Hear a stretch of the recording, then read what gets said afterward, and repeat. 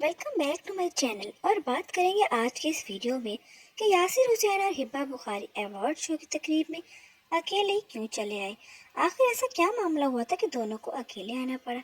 इसके अलावा वीडियो के आखिर में आपको ये भी बताएंगे कि फहद मुस्तफ़ा अवार्ड शो की मेज़बानी छोड़कर क्यों चले गए। लिहाजा वीडियो को आखिर तक लास्ट भी देखिएगा। और अगर आपने हमारे चैनल को अब तक सब्सक्राइब नहीं किया है तो ज़रूर कर लें, ताकि हमारी हर नई आने वाली वीडियो आप तक बआसानी पहुँच सके। जैसे कि आप लोग जानते हैं कि इकरा और यासिर हमेशा एक साथ रहते हैं। कोई भी तकरीब हो वो दोनों हमेशा एक साथ ही आते हैं। लेकिन इस दफ़ा इकरा अजीज़ नहीं आई बल्कि यासिर हुसैन अकेले ही चले आए। ज़्यादातर इम्कान यही जाहिर किया जा रहा है कि इकरा अजीज़ चूँकि अपने ड्रामे मन्नत मुराद की शूटिंग में मसरूफ़ हैं, लिहाजा यही वजह हो सकती है कि अवार्ड शो की तकरीब में नहीं आई।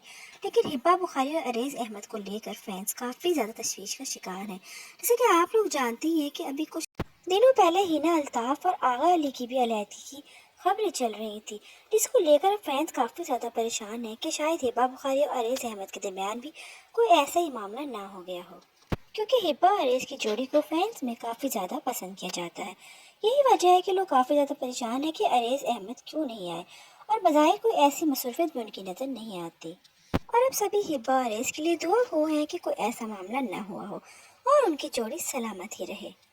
और आखिर में आपको बताते हैं कि फहद मुस्तफ़ा अवार्ड शो की मेज़बानी छोड़कर क्यों चले गए।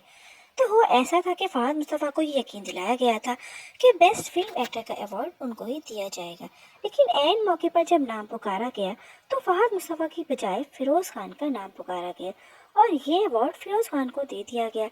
हालांकि इसके हकदार फहद मुस्तफ़ा ज़्यादा थे और फिरोज़ खान को जिस फिल्म की बेस पर यह अवार्ड दिया गया है उसने कोई ख़ास कामयाबी भी नहीं समेटी थी, जबकि फहद मुस्तफ़ा की फिल्म में काफ़ी ज़्यादा कामयाबी भी समेटी थी। यही वजह थी कि फहद मुस्तफ़ा ये सुनकर गुस्से में आ गए और फर्स्ट शो में बैठे हुए फहद मुस्तफ़ा वहाँ से उठकर चले गए।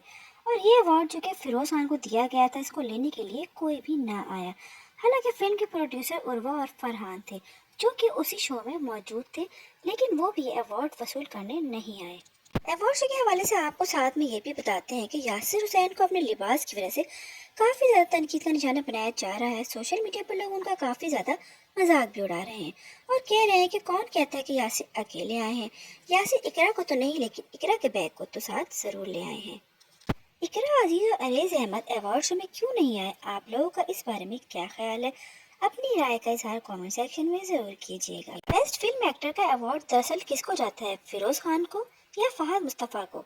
इस बारे में भी आप लोग ज़रूर बताइएगा। उम्मीद है आपको वीडियो अच्छी लगी होगी। अगर वीडियो अच्छी लगी हो तो वीडियो को लाइक भी ज़रूर कर दें और साथ ही चैनल को सब्सक्राइब भी ज़रूर करते जाइएगा। मिलते हैं नेक्स्ट वीडियो में, तब तक के लिए अल्लाह हाफिज़।